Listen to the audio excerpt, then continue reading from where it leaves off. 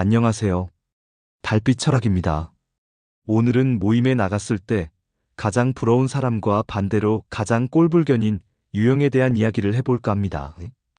여러분은 어떤 사람을 보면 저 사람처럼 되고 싶다, 혹은 저 사람은 좀 멀리하고 싶다는 생각을 하시나요?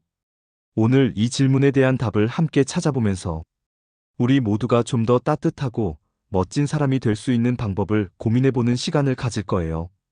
유튜브에서도 이런 사람들에 대한 이야기가 참 많더라고요. 같이 한번 살펴볼까요? 달빛 철학은 언제나 구독자분들이 잘 사시는 것을 이해하고 응원합니다. 그래서 오늘의 이야기가 여러분의 삶에 작은 위로와 지혜가 되기를 진심으로 바랍니다. 자, 그럼 먼저 모임에서 가장 부러움을 사는 사람. 압도적인 1위는 누구일까요? 돈이 많은 사람, 자식이 잘 된 사람. 물론 이런 것도 부러움의 대상이 될 수 있겠죠. 그런데 사람들이 진짜 속으로 부러워하고 은근히 닮고 싶어 하는 사람은 바로 건강하고 활기찬 사람이더라고요. 여러분 혹시 이런 경험 있으신가요?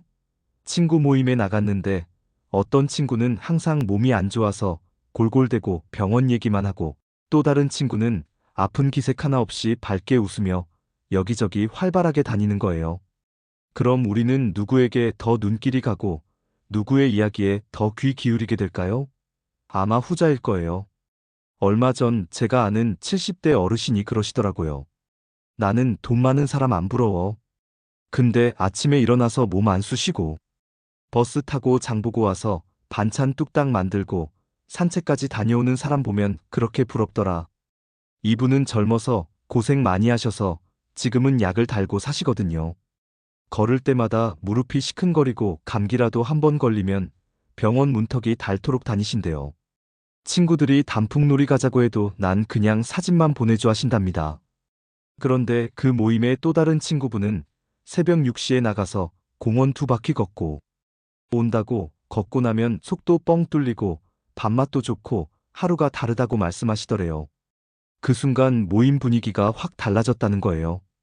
누구 하나 그분한테 자식은 뭐해? 묻지 않았고, 요즘 돈은 괜찮아? 묻지도 않았답니다. 그저 다들 이렇게 말했다는 거죠. 언니는 진짜 멋있다. 언니처럼만 늙고 싶어. 정말 그렇지 않나요? 건강은 단순히 몸이 아프지 않은 것을 넘어 멋이 되고, 신뢰를 만들고, 궁극적으로는 부러움을 만들어요. 하버드 대학교 의과대학 연구에서도 노년기 삶의 만족도를 결정하는 가장 큰 변수가 바로 신체 기능의 독립성이라고 해요.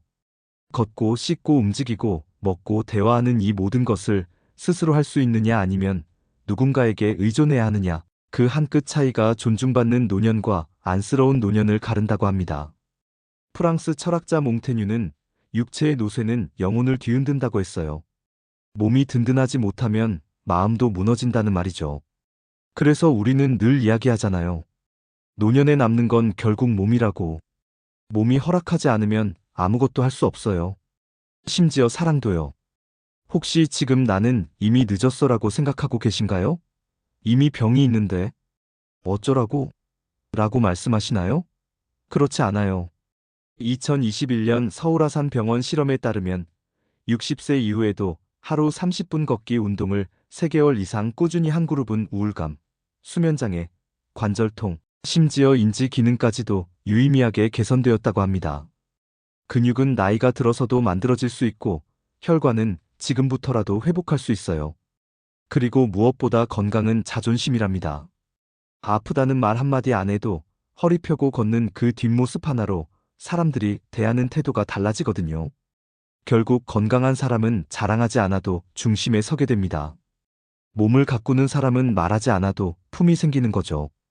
건강은 늦게 시작해도 이자가 쌓이는 적금과 같아요. 오늘부터 딱 이것만 해보시는 건 어떠세요? 아침에 일어나서 공복 스트레칭 3분, 그리고 하루 30분 걸어보세요. 계단도 좋고요. 식사에 단백질 꼭 넣는 것도 잊지 마세요. 고기든 두부든 달걀이든 뭐든 괜찮아요. 마지막으로 한 달에 한 번 건강검진 일정을 달력에 적어놓는 거예요. 부러움은 우연히 생기지 않습니다. 습관의 결과죠. 지금의 내 몸이 앞으로 5년, 10년 뒤 나를 존중받게 만들지, 아니면 눈치 보게 만들지 결정할 거예요. 자, 그런데요. 모임에서 부러운 사람은 건강한 사람뿐만이 아니랍니다. 돈이 많다고 해서 다 존중받는 것도 아니고 돈이 없다고 해서 다 작아지는 것도 아니더라고요. 부러움의 진짜 정체는 결국 자기 삶을 스스로 꾸려가는 사람에게 쏠린다는 것을 알 수 있어요. 정말 많은 분들이 돈에 대한 이야기를 많이 하잖아요. 돈이 있어야 대접받는다고 생각하고 돈이 없으면 작아진다고 생각하고요. 그런데 제가 본 어떤 할머니는 남편이 공무원 출신이라 연금이 꽤 나와서 생활비 걱정은 없으셨어요.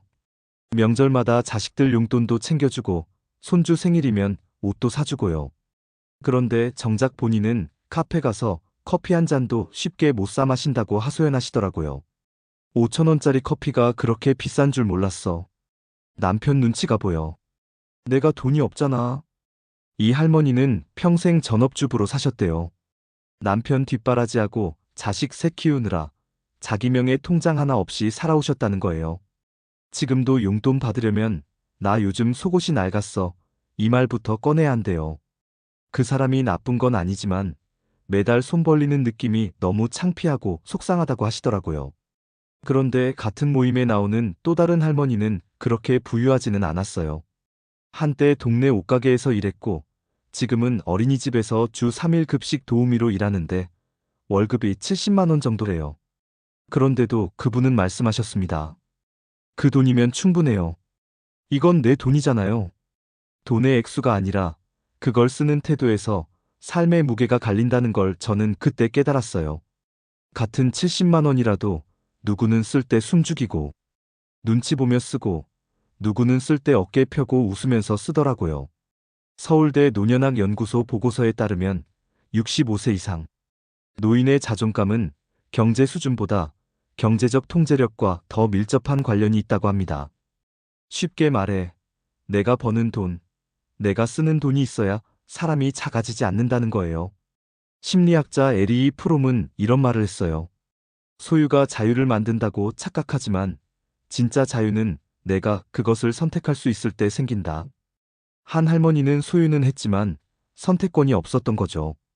또 다른 할머니는 많이 가진 건 아니지만 쓰는 권리는 자기 손에 있었던 거고요. 또 하나 중요한 게 있어요.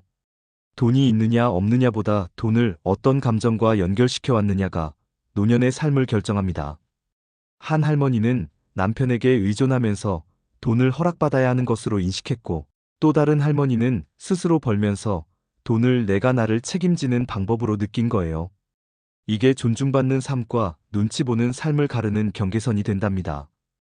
혹시 지금 나는 지금 일도 못하고 연금도 적은데 이제 와서 뭘 하라는 거야?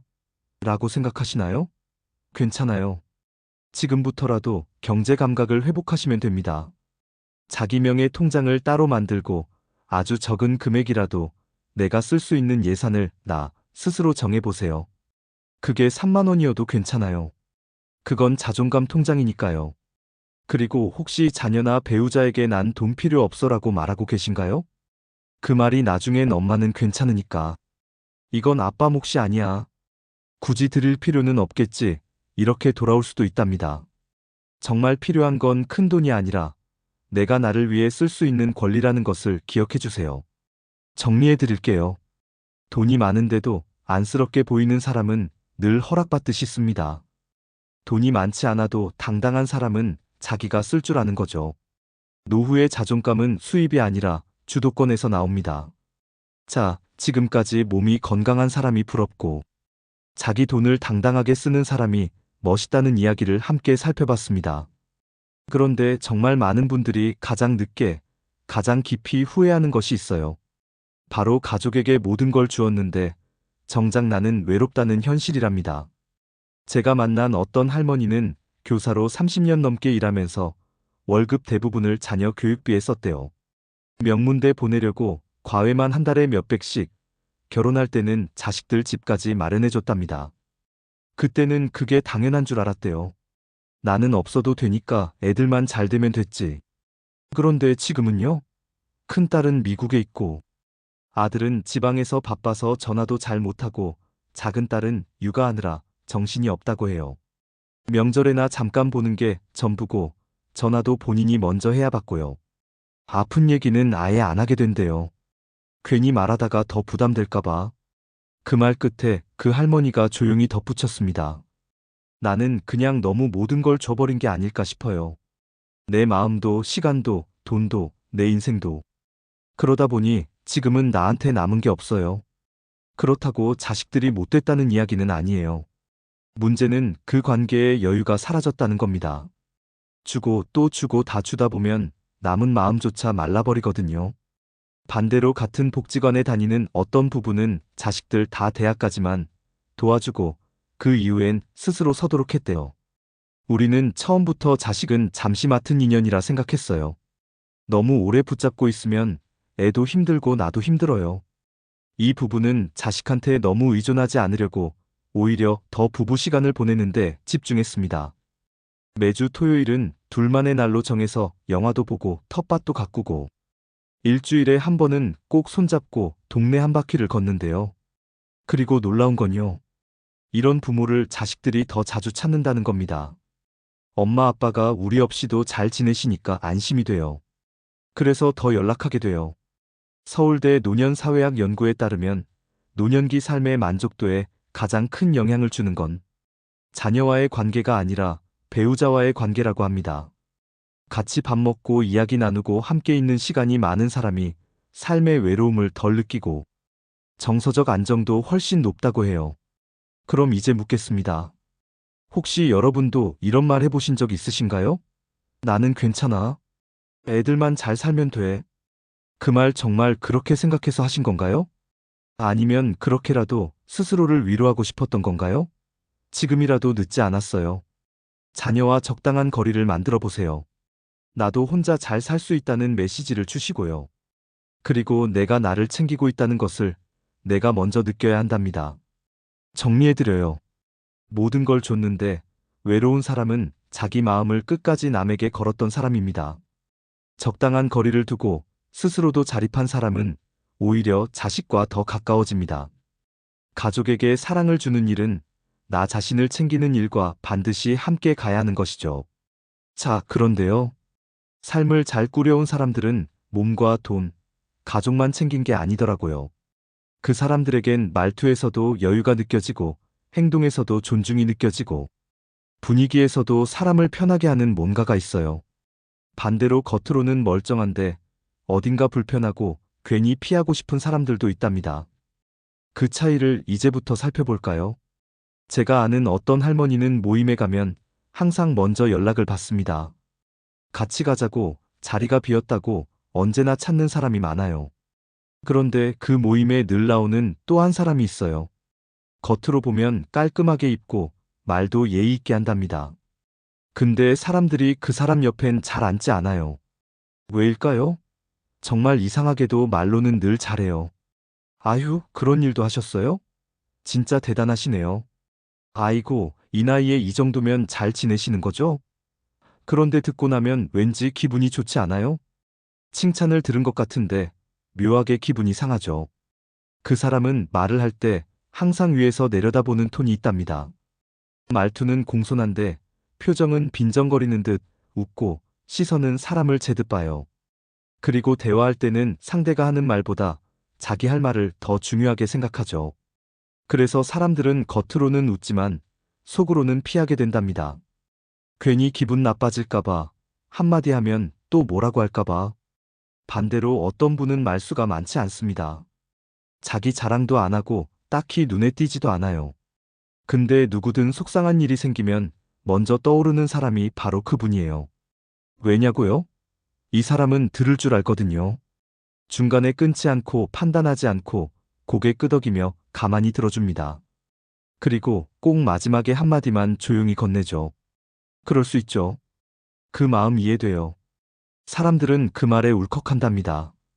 칭찬보다 위로, 조언보다 공감. 이게 사람을 오래 곁에 두고 싶게 만드는 태도더라고요. 한 심리 실험에서 낯선 사람과 10분간 대화를 나눈 뒤 서로를 평가하게 했습니다. 그런데 말을 많이 한 사람이 아니라 상대의 말을 더 많이 끌어낸 사람이 더 매력적이고 다시 만나고 싶은 사람으로 평가됐다고 해요. 사람들은 잘 말하는 사람보다 잘 들어주는 사람을 기억하거든요. 결국 부러운 사람은 말이 예쁜 사람이 아니라 마음이 편한 사람입니다.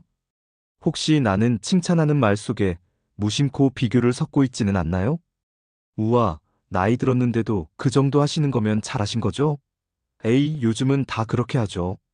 이런 말 기분 좋으라고 한 말인데 상대는 돌아서며 씁쓸해 한답니다. 자, 오늘 이걸로 정리해 드릴게요. 말이 공손하다고 품격 있는 건 아닙니다. 표정, 말투, 말의 방향 속에 그 사람의 본성이 드러나요. 오래 곁에 두고 싶은 사람은 들어주는 사람, 비교하지 않는 사람, 말 한마디에 따뜻함이 느껴지는 사람이라는 것을 꼭 기억해 주세요.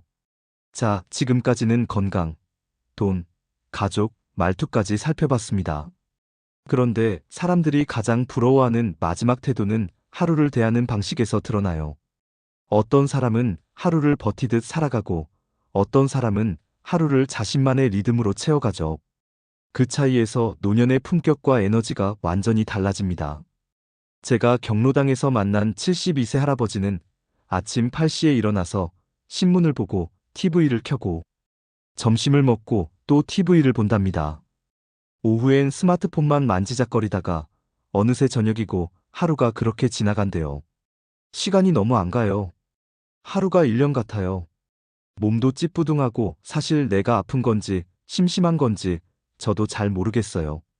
젊었을 때는 건설회사 현장 소장으로 늘 바쁘게 움직였던 분이셨대요. 그런데 퇴직하고 나니 하고 싶은 것도 할 줄 아는 것도 없다는 사실을 그제야 깨달으셨답니다. 쉬고 싶다는 말. 그건 정말 바쁠 때만 쓸 수 있는 말이더라고요. 막상 시간이 생기니까 이젠 뭘 해야 할지 모르겠어요. 반면 같은 동네에 사는 어떤 할머니는 65세에 복지관에서 우연히 수채화 수업을 듣기 시작했대요. 손이 떨려서 처음엔 잘 그리지도 못했지만 지금은 동네 전시회에도 그림을 내고 그림 친구들과 제주도 스케치 여행도 다녀왔답니다. 그림 그리는 시간이 너무 행복해요. 혼자 있어도 전혀 외롭지 않아요. 붙잡고 있으면 그림 속에 내가 들어가 있는 기분이에요. 그 모습만 보면 나이는 같아도 에너지가 다르더라고요. 눈빛, 말투, 웃음 모든 게 달라지는 거죠. 사람들은 이렇게 말합니다. 저분은 뭔가 있어.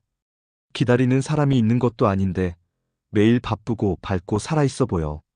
서울대학교 심리학과의 연구에 따르면 주 3회 이상 취미 활동을 하는 노인은 그렇지 않은 노인보다 우울증 발생률이 68% 낮고 치매 위험도 47% 낮다고 합니다. 하지만 여기서 더 중요한 건 취미의 기능이 아니라 효과예요. 내가 뭔가에 몰입하고 기다려지는 내 일이 있고 나만의 일정이 있다는 사실, 이게 사람을 젊게 만들고 사람을 사람답게 만든답니다. 일본 노인 복지 전문가 히라카와 박사는 이렇게 말했어요. 노후엔 심장이 뛰는 일을 하나쯤은 가져야 한다. 짧지만 정말 강한 말이죠. 그 사람은 몸이 늙어서 나이 드는 게 아니라 심장이 멈춰가는 것을 스스로 방치해서 삶이 무너지는 겁니다. 혹시 지금 나는 손재주도 없고 그림 같은 건 해본 적도 없는데 라고 생각하시나요? 괜찮아요. 지금까지 해본 적 없는 것을 지금부터 해보는 게 바로 취미입니다. 젊었을 때 해보고 싶었는데 못했던 일, 꼭 재능이 없어도 괜찮은 일, 사람들과 나눌 수 있는 소소한 활동. 이 세 가지만 생각해도 당신만의 취미는 반드시 나올 거예요. 정리해 드릴게요. 취미는 단순한 시간 때우기가 아닙니다. 매일을 기다리게 만드는 삶의 에너지예요. 당신의 하루가 무의미하지 않다는 것을 증명해주는 작지만 강한 이유가 될 수 있답니다. 자, 지금까지 사람들이 나이 들수록 부러워하는 삶의 태도 5가지를 함께 살펴봤습니다. 그런데요, 모임에는 늘 괜히 멋있어 보이는 사람도 있지만 자꾸만 피하고 싶은 사람도 있는 법이죠. 그렇다면 모임에서 은근히 꼴불견으로 찍히는 사람들, 그 특징은 뭘까요? 제가 실제 사례를 바탕으로 모임에서 피하고 싶은 사람 3대 유형을 하나씩 소개해 드릴게요. 첫 번째 유형은 바로 남의 말에 딴지 걸기 좋아하는 사람입니다. 모임에서 누군가 조심스럽게 자신의 고민이나 생각을 이야기하는데 꼭 그 순간에 찬물을 끼얹는 사람이 있어요. 그건 네가 너무 감성적으로 생각해서 그래. 내 생각엔 그게 아니고. 그럴 시간에 차라리 이걸 해봐. 이런 식의 반응은 상대방을 위축시키고 대화의 흐름을 끊어버린답니다. 사람들은 모임에서 위로와 공감을 얻고 싶어 하지 평가와 훈계를 듣고 싶어 하는 게 아니거든요. 특히나 힘든 상황을 이야기할 때 내가 해봐서 아는데 혹은 그게 다 내 잘못이야 같은 말들은 상처만 남길 뿐입니다. 상대방의 말에 귀 기울이고 그저 힘들었겠다. 참 어려운 상황이네. 한마디 건네는 것만으로도 큰 위로가 될 수 있다는 것을 잊지 말아주세요. 다른 사람의 이야기를 듣는 것은 그 사람의 삶을 존중하는 첫걸음입니다. 비판이나 조언은 상대방이 원할 때, 그리고 아주 신중하게 건네야 한다는 것을 기억해야 합니다. 두 번째 유형은 오직 회사 이야기만 하는 기승전 회사형입니다. 특히 직장인 모임에서 이런 분들을 자주 만나게 되는데요. 요즘 우리 회사 분위기가 말이야. 이번 프로젝트 때문에 죽을 지경이야. 우리 부장님이 어쩌고 저쩌고. 대화의 시작부터 끝까지 회사 이야기만 늘어놓는 사람들을 보면 듣는 사람들은 지쳐버리고 말죠. 물론 회사 생활이 인생의 큰 부분을 차지하는 것은 맞지만 모임은 회사 밖의 다양한 주제로 소통하고 관계를 맺는 자리입니다. 사람들은 모임에 와서 회사 스트레스를 풀고 싶어 하지 또 다른 회사 이야기를 듣고 싶어 하지 않아요. 직급이 높아질수록 기승전 회사형을 싫어하는 경향이 강하다고 하죠. 이는 아마도 회사에서의 책임감과 스트레스를 밖에서도 이어가고 싶지 않기 때문일 겁니다. 모임에서는 잠시 회사라는 프레임에서 벗어나 각자의 개인적인 관심사나 즐거운 경험을 공유하는 시간을 가지는 것이 중요해요. 회사 밖의 나를 보여주고 다른 사람들의 나를 알아가는 시간이 모임을 더 풍요롭게 만들 수 있습니다. 세 번째 유형은 술 강요형입니다. 특히 연말 모임이나 회식 자리에서 이 유형은 정말 많은 사람들에게 불쾌감을 주죠. 한 잔 더 마셔야지. 이거 원샷 해야지. 분위기 깨지 마. 같은 말들로 술을 강요하는 행위는 상대방의 의사를 무시하고 불편함을 강요하는 것입니다. 술은 즐거움을 위한 수단이지 강요의 도구가 아닙니다. 특히 직급이 낮을수록 술 강요형을 싫어하는 경향이 강하다고 하는데요. 이는 을의 입장에서 술을 거절하기 어렵기 때문에 더욱 큰 스트레스로 다가오는 것이죠. 술은 각자의 주량과 컨디션에 맞춰 즐기는 것이 가장 좋습니다. 누군가 술을 마시지 않겠다고 하거나 적당히 마시겠다고 하면 그 의사를 존중해주는 것이 진정한 배려입니다.